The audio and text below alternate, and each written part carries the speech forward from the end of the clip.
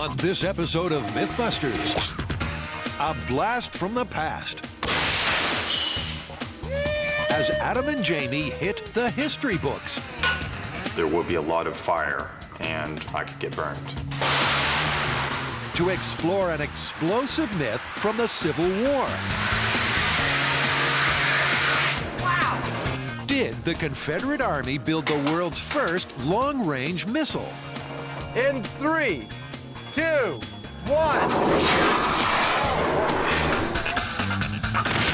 Who are the Mythbusters? Adam Savage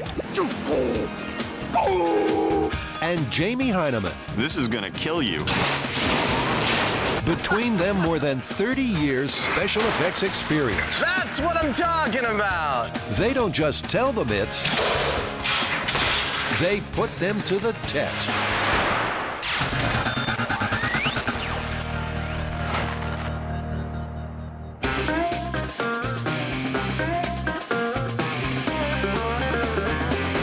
This one, I've been waiting for 3 whole years to make this one finally happen on the show. It's got danger, gunpowder, so I'm all for it. All right, so the myth is that late in the Civil War, the Confederate Army actually built, aimed, and launched a 2-stage rocket from Richmond, Virginia to Washington, D.C., almost 100 miles. Observers claim to have watched this rocket roar skyward, drop its first stage, and disappear from sight. Oh, yes. It's a myth of ballistic proportions. The American Civil War was mostly slugged out with rifles and cannons. But did the Confederates have a secret weapon? Could they really have built the world's first long-range missile? The Mythbusters and the build team are going to join forces to find out. So where should we start with this? Well, I think we can only begin with an examination of exactly what the state of the art of rocketry was, if any, at the time this myth is supposed to have happened, roughly 1865. So what you're getting at is that we need to get a bunch of plans for these rockets, build them, and see how well they actually worked. Shoot them off, see what they're capable of. Okay. First, before attempting to make the mythical 100-mile missile, the Mythbusters are building short-range rockets that were used in the Civil War. When complete, they'll launch them to learn whether the long-range Confederate rocket is even plausible. But so far, this build isn't exactly a walk in the park. 6th. So, 6th larger, that's... With plans dating back over a century, this one is proving to be a bit of a brain drain. 2.38. Until finally, Jamie gets some inspiration. I'm building a replica of what is known as the Hale rocket, and that type of rocket is generally acknowledged as the state-of-the-art in the Civil War era. State of the art because over its 2,000-yard range, it had a hint of accuracy, brought about by tail fins that caused it to spiral through the air. Armed with dusty plans from the Smithsonian, Jamie sets his sights high. But in case Hale falls flat, Adam's building another retro rocket. And his, like the myth, is a 2-stager. The Boxer rocket is actually a rescue rocket. It was made to fire from one boat to another or from the shore to a boat in need of rescue, carrying a line so that that boat could be pulled to safety. The Boxer rocket's initial thrust came from the first stage.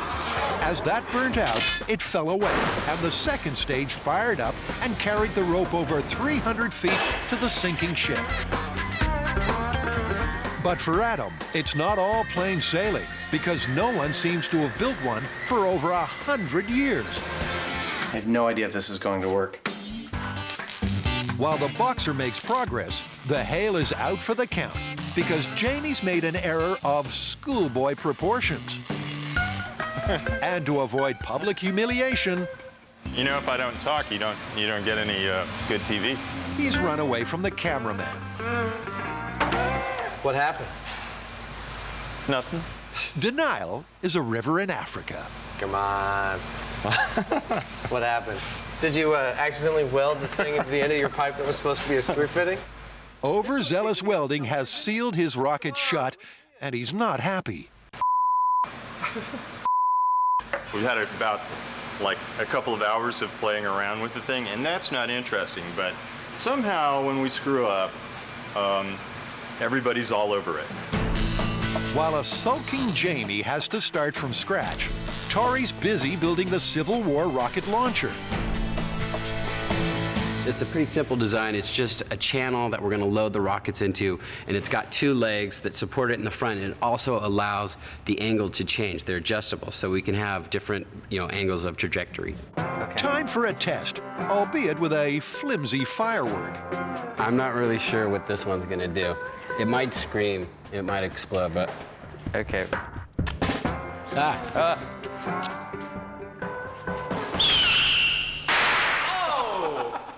You know what, the rocket followed the channel perfectly, and it sent it in the right angle. I just hope it's sturdy enough for the big rockets. I know, that's gonna be a lot of thrust. I got some more rockets, so maybe we should light off a couple more. Yeah, like a couple at once. Yeah. While Pyro Tori gets his kicks, Adam's made a find that changes the Boxer and maybe the mythical rocket too.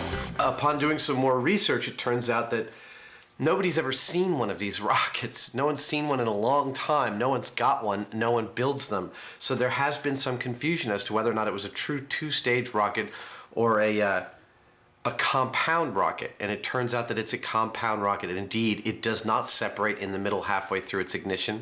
So the Boxer is not a true two-stage rocket. The sections don't split, they simply burn through each other. The idea that the mythical Confederate rocket was a two-stage must now be in doubt. As Adam puts the finishing touches to the Boxer, Jamie's come out of his corner fighting and is already attaching those revolutionary tail fins that spun the Hale rocket for accuracy. There was a price to pay to make these spin. Even with this clever design, it actually reduced the total range of the rocket. Range doesn't mean crap if it can't be accurate. Yeah. I'll take accuracy over range any day. And that's the same conclusion as Mr. Hale drew. I'm fairly happy with this. It's not a polished, shiny thing, but it looks like it means business. At last, the rockets are ready. They just need the gunpowder fuel. There we run into kind of a problem. I mean, first of all, it's illegal for you and I to pack black powder ourselves. But secondly, the pressures they packed these rockets under was really just monstrous, and that makes it even more dangerous. Sounds like we need to get our old buddy Eric Gates. Yeah, I think we should call Eric, and I think rather than go with black powder, we should ask Eric to supply us with some modern equivalent motors that replicate the amount of thrust and burn time of these Civil War era rockets. Civil War rockets, but modern fuel. And for the imminent launch, the team head for the hills. The Mythbusters have built rockets that date back to the Civil War. They're going to launch them in the desert to help them learn how to build the mythical Confederate rocket, rumored to have a range of 120 miles. We're here in the Mojave Desert at the Cohen Dry Lake Bed near Edwards Air Force Base, and we're about to test the authentically recreated Civil War era rockets. Authentically recreated, but because of state laws, contemporarily fueled, thanks to the rocket expertise of their honorary Mythbuster, Eric Gates. When the countdown goes, these rocket motors are going to burn for 4. Eric has already helped show that an ancient Chinese entrepreneur failed to get into orbit.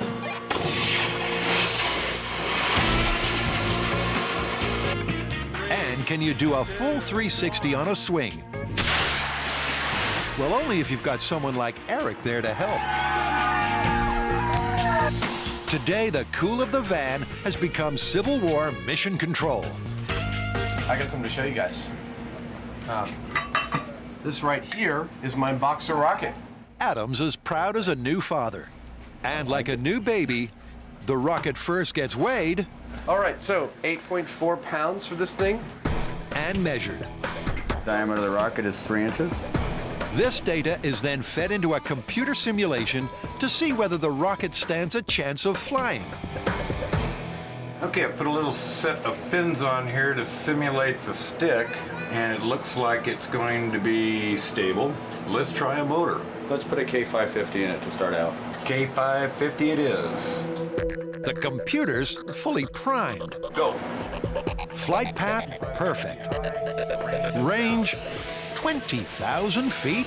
Remember, these are really rough simulations because your nozzle is not the same as what comes with the motor. So these could be greatly off, but hopefully they're going to be fairly accurate predictions. Jamie's 20-pound rocket is historically more reliable than Adam's. So what does the accurate computer make of it? See, right now it's doing about 500 feet and about 50 feet up, 60 feet up. That's not quite the spinning that the Hale rocket was famed for. As launch looms, the rockets are ready to be fueled up with ammonium perchlorate motors. These modern motors are the most advanced in amateur rocketry and may be a little more powerful than Civil War black powder.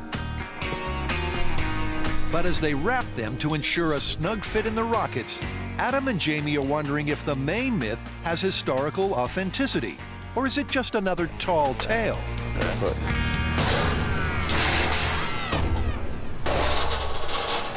Well, you know, now you can find references to the Civil War rocket all over the web, and they're saying that the rocket was about 12 feet long and it carried a 10-pound gunpowder warhead. Well, the tale first showed up in 1958 in a Southern newspaper written by a Vienna correspondent signing only as C.R. Johnson.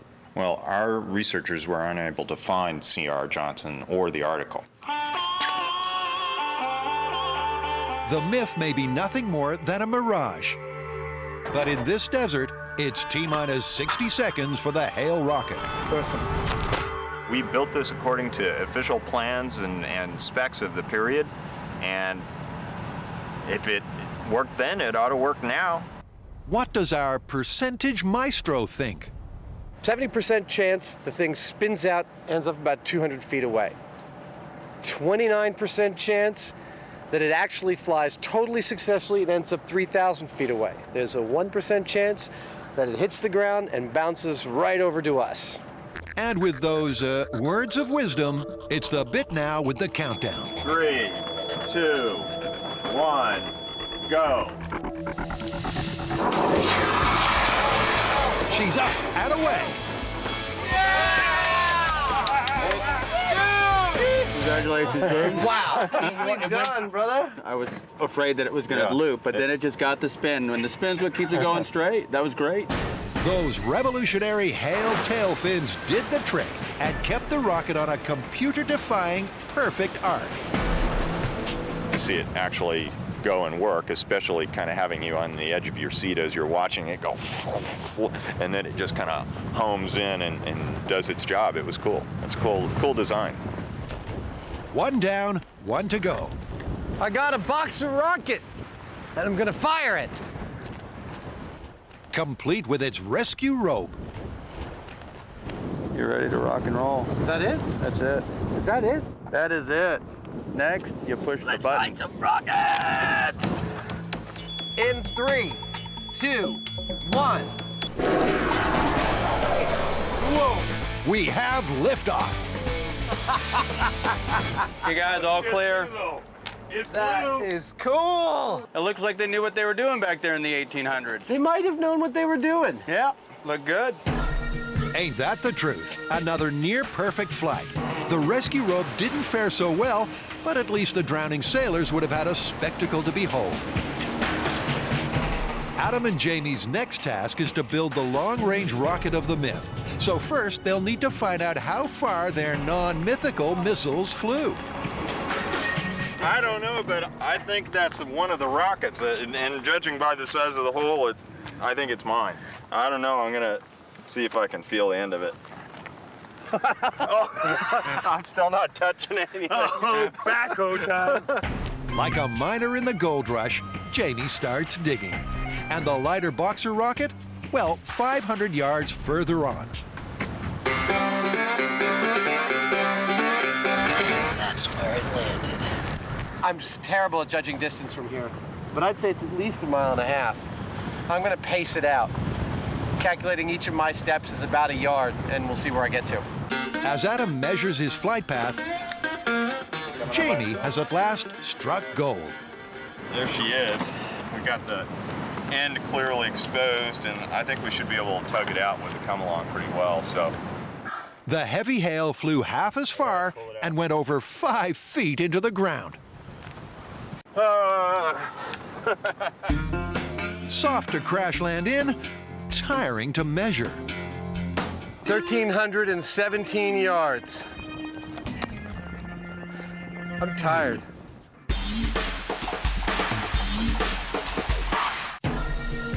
The Mythbusters have successfully launched rockets that haven't been seen for 80 years. But now, they've got to use what they learned to build the mythical 100-mile range Confederate rocket. well, now we have a pretty good idea of what the standard kind of rocket that was used in the Civil War era is capable of.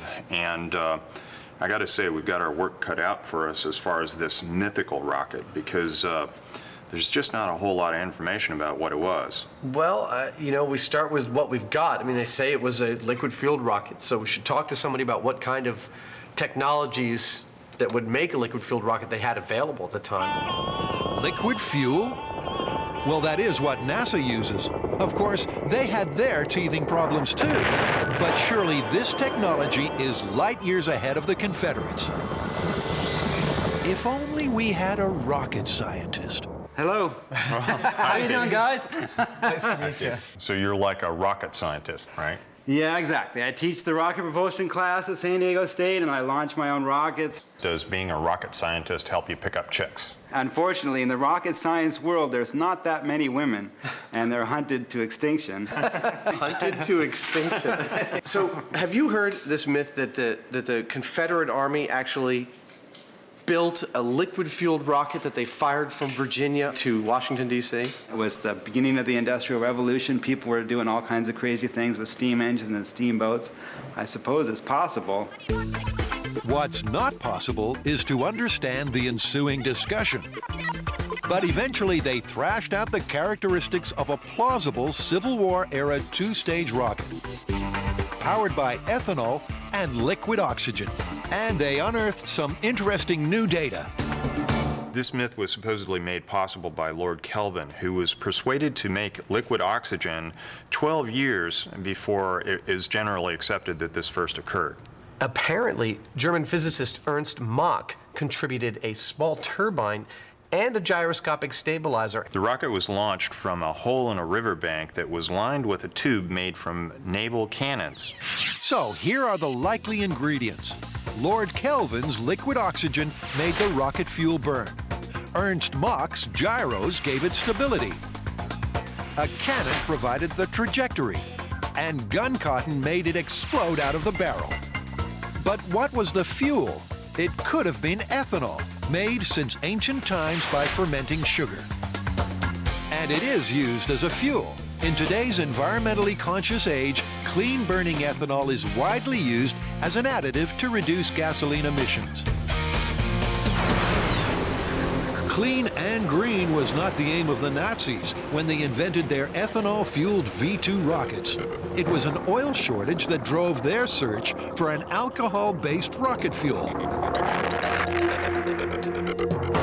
Nonetheless, the V-2 suggests that moonshine could have been used in the Confederate rocket.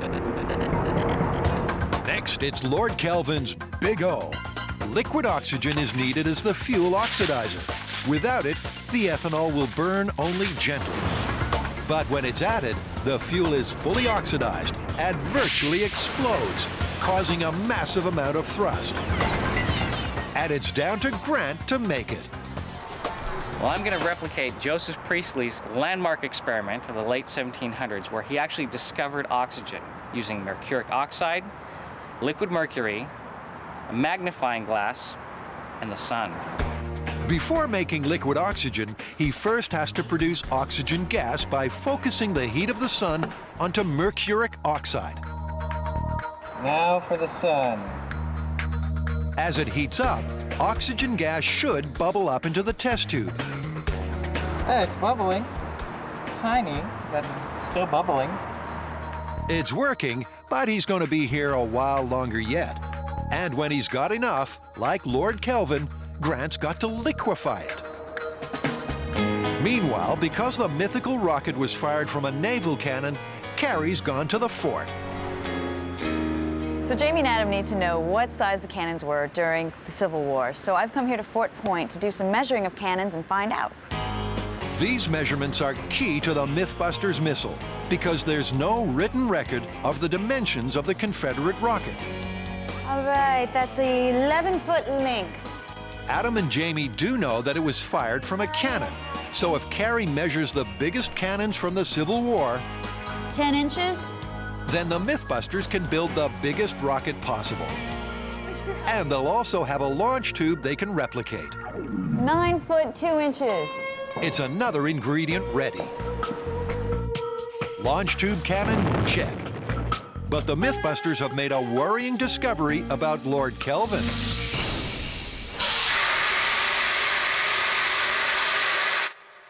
Well, Adam, as the myth suggests, William Thompson, aka Lord Kelvin, did in fact live during the Civil War era, but he never claimed to have made liquid oxygen. And we're supposed to believe someone whose name was Thompson but went around saying he was Lord Kelvin? That's Lord Kelvin to you? Yeah. But in 1852, he did observe that gas expanding in a vacuum decreased in temperature. And that discovery in turn made it possible in 1877 for two French scientists, Piquet and Calitet, I believe it was, to in fact achieve making liquid oxygen. Yeah, but their success was only making the tiniest little vapor of liquid oxygen for just a few seconds. Industrial quantities were not remotely available until the 1890s and really until the 1900s. Well, that explains why Grant's been struggling so. Using Civil War technology, he's been trying to put his oxygen gas under so much pressure that it turns into liquid. That doesn't sound like 80 psi. But whatever he tries, just ain't working. I got a problem with this here cylinder. And that's because M5, like the Civil War times, is just too warm. As it turns out, is actually a critical temperature above which you can't liquefy oxygen. It just simply won't happen. That temperature is minus 118.6 degrees Celsius. And unfortunately, in Civil War times, they didn't possess the technology to make anything nearly that cold. And without the liquid oxygen, the Confederate rocket myth is looking busted.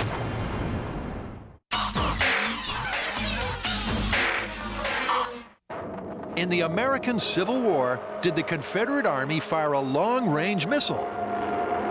The Mythbusters are trying to find out. But Grant has just failed to make a vital rocket ingredient. Well, you know, Grant's results make it pretty clear that they just did not have the ability to liquefy oxygen during the Civil War, which for us rules out the possibility of a liquid-fueled rocket that uses liquid fuel and a liquid oxidizer. I don't really know where we go from here. Well, I do. And, you know, I've been doing some reading on this. I think the design we should use is called a hybrid. The fuel is wax. The oxidizer that we would use would be nitrous oxide. The design doesn't involve any really complicated moving parts or anything. Number one, all those materials sound really safe to work with. And number two, the technology for all of them was available during the Civil War. That sounds like a perfect solution. So it's Plan B, a hybrid Confederate rocket. Lord Kelvin's liquid oxygen replaced with liquid nitrous oxide, and the ethanol fuel by solid paraffin wax. It's the last chance for this myth. And it all depends on whether making liquid nitrous oxide using Civil War technology is even possible. So Grant gets another bite at the cherry, but this time, in an extreme case of please don't try this at home, the recipe has been censored. The plan here is to heat up with that will actually produce a gas. We're going to run those through and at the other end should come out nitrous oxide. So Grant adds some moo with some meow and starts heating. With the temperature creeping higher, the gas starts to bubble out. And Adam can't resist having a sniff.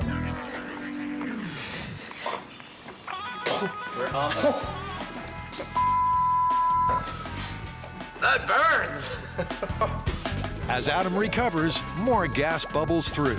But is it nitrous oxide? Or, to use its common name, laughing gas? Nitrous oxide is more plausible as an oxidizer. Nitrous oxide is more... Okay. Nitrous oxide is more... They've clearly made laughing gas. But what is he trying to say? Nitrous oxide is more plausible as an oxidizer during the Civil War than oxygen because the pressure that you need is a lot less. You're looking at 50 atmospheres for nitrous oxide versus 400 for oxygen. So nitrous oxide needs less pressure to be liquefied, and better still, it can be done at room temperature. A time-saving, shop-bought bottle later, and the Confederate hybrid rocket can really happen. But with one final alteration. Adam's Boxer rocket, like that of the Myth, was described as a two-stager. But further research proved otherwise. And it turns out that it's a compound rocket, and indeed, it does not separate in the middle halfway through its ignition. Given that the launch was so successful, they're going to make their mythical rocket a one-stager as well. The final design is set. The rocket will be the size of the biggest cannon carry found at the fort. At the top, there'll be a tank full of liquid nitrous oxide joined via a release valve to a tank filled with paraffin wax. Upon ignition, the burning gases will burst out through a graphite nozzle. So, first things first, Jamie goes 21st century shopping for some 19th century parts. He's looking for some metal piping that Civil War rocketeers might have found at their local suppliers. They're going to make their best effort and then test it in the shop before trying to make it fly in the desert. I'm making the nitrous oxide tank for the rocket. We're using common steel plumbing pipe and fittings because that's easy and quick for us, and it's not too dissimilar from what they might have had at the time. Meanwhile, Adam's cooking up the new fuel, the paraffin wax with carbon added for an even burn. After it solidifies, it should fit perfectly inside the rocket. No leaking. As the testing draws nearer, for safety, the team need a rocket-resistant bunker, also known as a shipping container. Okay, we're in.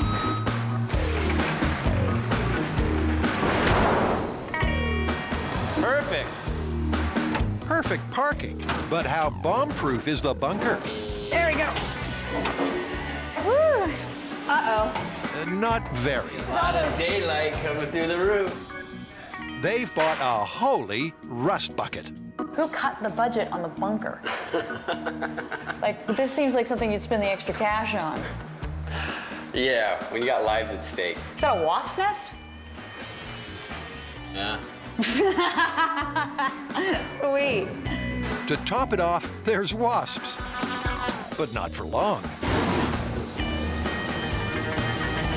Oh, shoot, that was cool. Set a bomb off in there, the whole roof might go up. So I gotta redo the roof. I still gotta get the ventilation in. I gotta get the cinder blocks in. I gotta sweep this thing out. I mean, thing's a mess. But hey, we're gonna have a bunker. As Tori slowly makes it blast-proof, the Mythbusters have dug up some more mythical musings.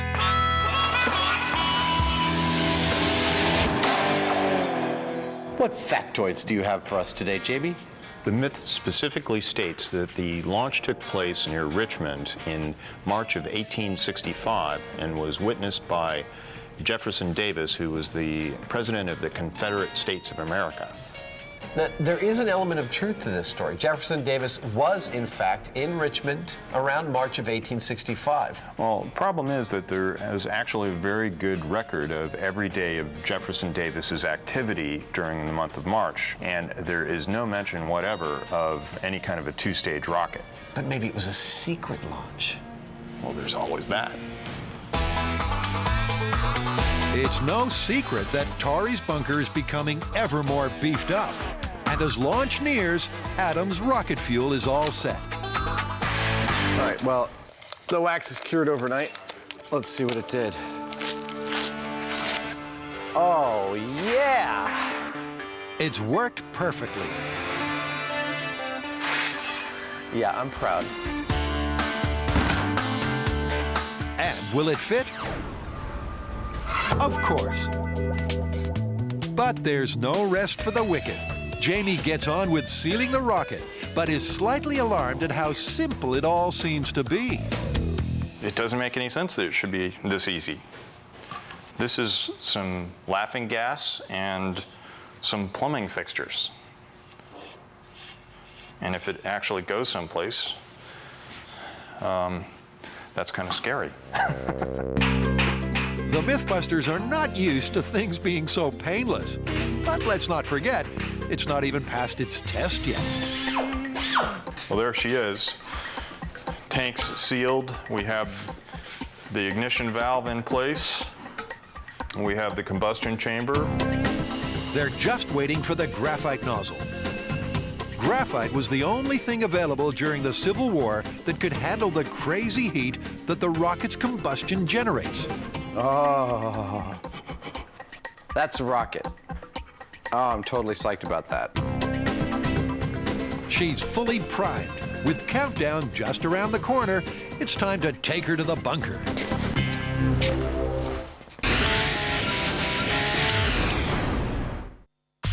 The Mythbusters are preparing to batten down the hatches in preparation for a big boom test. They've built their own Confederate rocket out of Civil War era technologies. And because the desert is a long way to drive to find out the motor doesn't work, they're about to try it in a bunker in their shop. For safety, Adam secures the rocket so it will burn but not launch. And Jamie sets up some ventilation in case it's more of a smoke bomb. With everything ready, they're on to the final checks, starting with the quick release, the valve that will open the nitrous oxide to the fuel. Okay, go ahead and pull. Cool. Check. Next test is the ignition. All right, Jamie, I'm ready when you are. Okay, and 3, 2, 1. Smoking smells like, there we go. Check. Yeah, that took a second. It's time to vacate the bunker because the Confederate rocket is going to get fired. They're going to fill the top half of the rocket with liquid nitrous oxide, ignite the wax, and then open the quick release valve. There you go. That's what I'm talking about. The nitrous oxide tank should be filling up, but no one is quite sure whether it's working. I saw something drip. It's dripping out of the quick release. Oh, okay. So that's actually a good sign. Okay, well, let's kind of stand away from there, guys. We're Let's... getting liquid nitrous oxide. Woo! But 15 minutes later, and the tank is still filling up. Yeah, this is where the danger zone happens. When nothing happens for a while, everyone's like, well, let's get closer. Let's get closer. Let's get closer. Boom! And everyone's dead. Do you want to just go for it? Yeah, let's do it. Okay. They're just going to go for it. But for safety reasons, Jamie must first disconnect the nitrous oxide filler tank. Are you okay? Yeah, I knew I was going to do that. Next time you should say that there might be a large kaboosh. Because, like, my heart's beating like 500 times a minute right now. Those with a weak heart or a nervous disposition should look away now, because it's test time. Okay, I'm in place, Adam. Fire in the hole. So 3, 2, fans, go.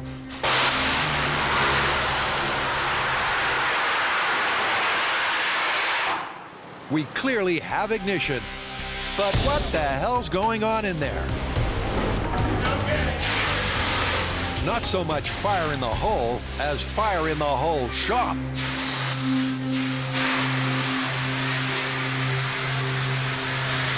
The Mythbusters fire team have their work cut out.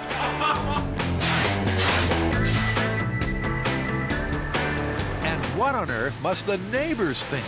There's more smoke than a year's worth of cigars. With the fire under control, the team decide to evacuate in case the gas is toxic. Hey, that worked! I called 3, 2, fans, go. I pushed the igniter, Jamie pulled the fuel release, and I heard the thing catch. I heard it go, choo, go, boo, woo. I mean, just like exactly the way all the footage we've seen of liquid-fueled rockets going should sound. It put out a diabolical fireball outside the thing. It looks like it melted the ballistic glass. I mean, I can't wait to actually see the kind of damage it did in there. As the smoke begins to clear, the damage is getting easier to see. Their hybrid rocket has turned M5 into a scene of apocalyptic proportions.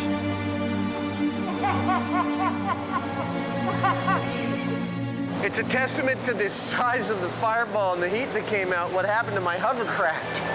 If it did that to the hovercraft, what was going on inside the bunker? Well, the heat was so great that the cameras only filmed a giant fireball. Until, that is, they melted. You know, I don't mind saying that I'm suffering the sin of pride here just a little bit.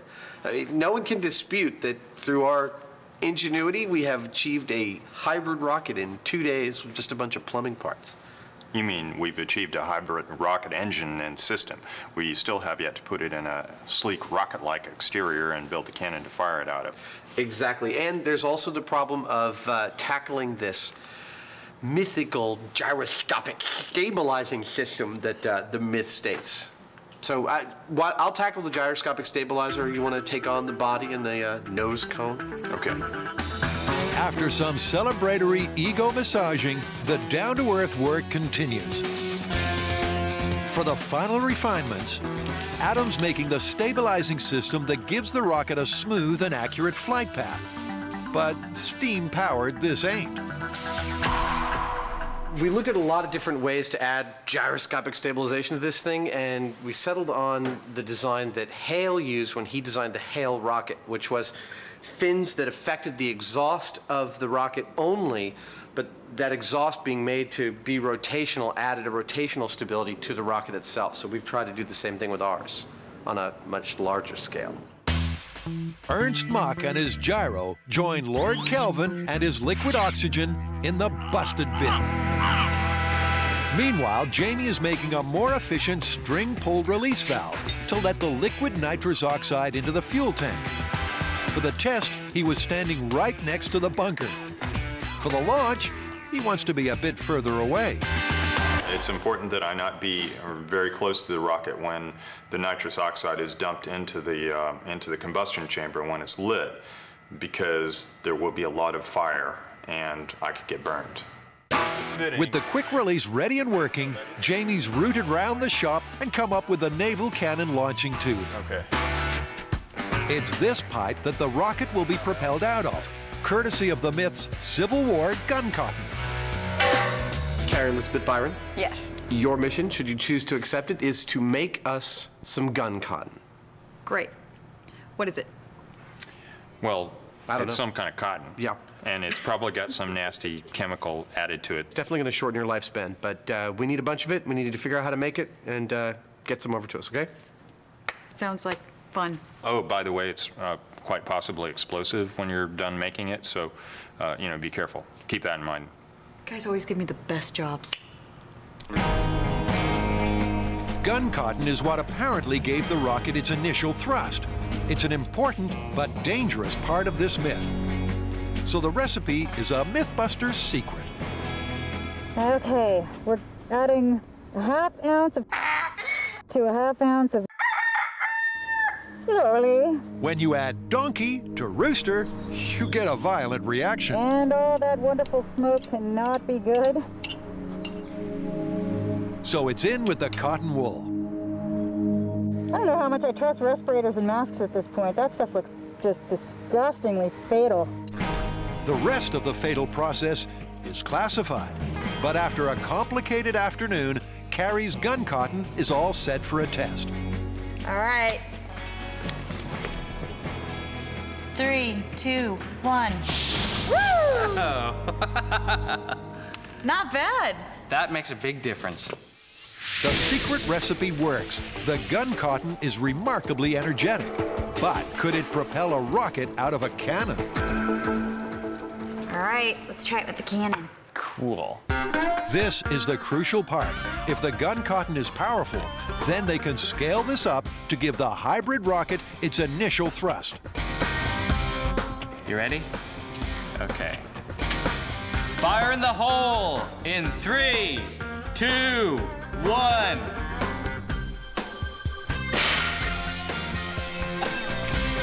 Success. And with more of it, it could just be enough to kickstart the rocket out of its naval cannon launch tube. The fifth and final mythical ingredient is ready. The gun cotton check. That just leaves the last details. First, the nose cone. I don't have a big enough piece of wood for the nose cone, so I'm going to lay that out of foam. I mean, we're not putting an actual warhead on this thing.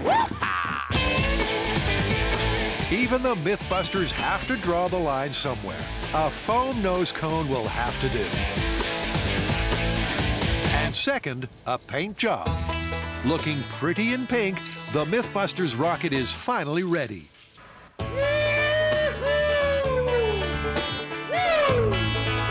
This puppy is going to get fired.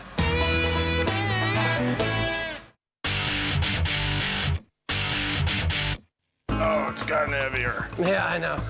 The Mythbusters' homemade Confederate rocket is about to shoot for the moon. Time to return to the desert. Where things have started badly. And we're stuck. But it's only the biggest vehicle in the fleet that's stuck. So we're using every other vehicle to get it out.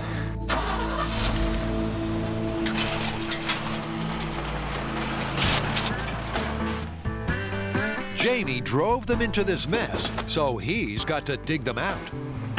What else do we have to stick under there? Anything? But they're not having much luck. And believe me, this is not a fun place to break down. We were hoping to work for the morning and then go back to the hotel, have a hacienda, work later in the day so we didn't take the heat of the sun. But no! Go ahead and pull.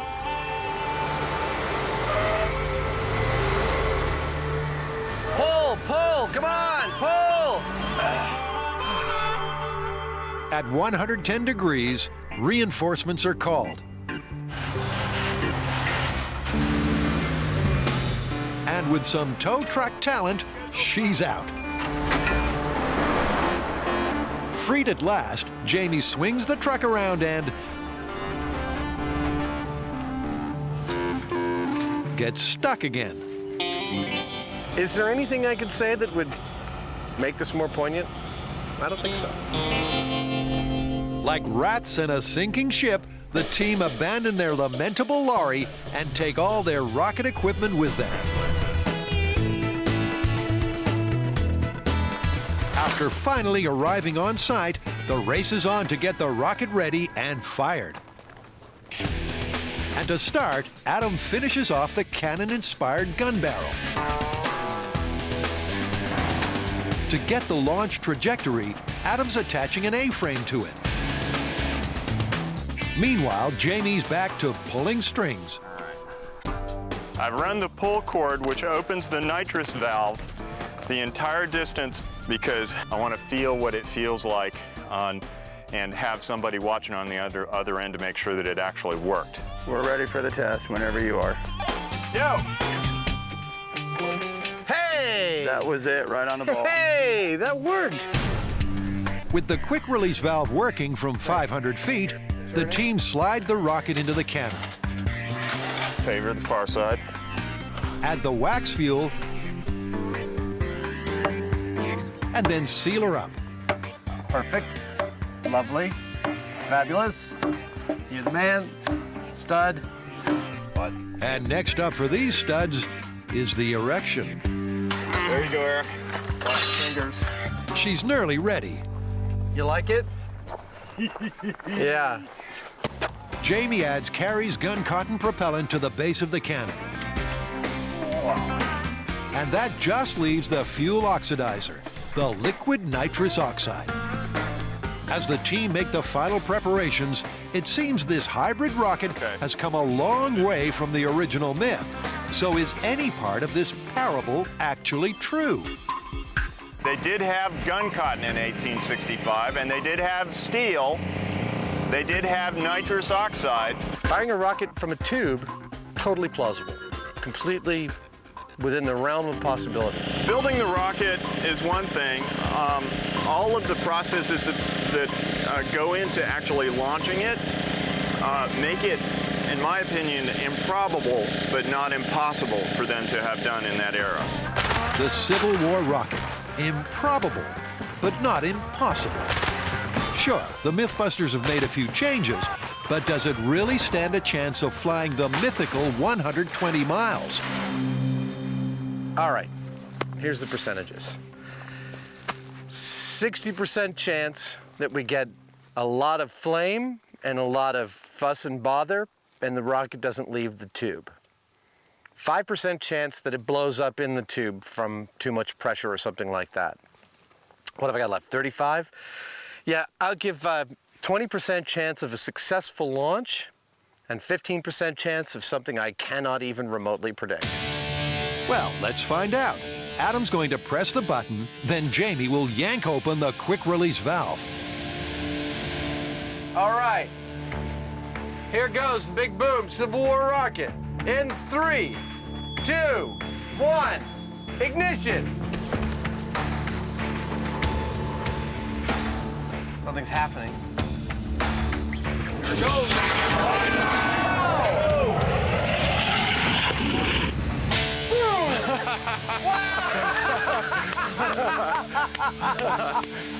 Woo! I know, me too. Yeah! I forgot to take a picture. Sir? Good job, Jimmy. Good job, everybody. Wow. Got out of the boat. Right in the air. Our first hybrid rocket. And didn't she do well? It took a while for the nitrous oxide to mix with the fuel, but then she was off. Nice work. Should we go find our rocket? Yeah. All right. Is it that thing right that way? Yeah, it's right there. Okay, so I'll pace it off while we walk out. That was a rocket. There's no two ways about it. For being made out of some plumbing pipe and pipe caps, it's not half bad. That was heavy.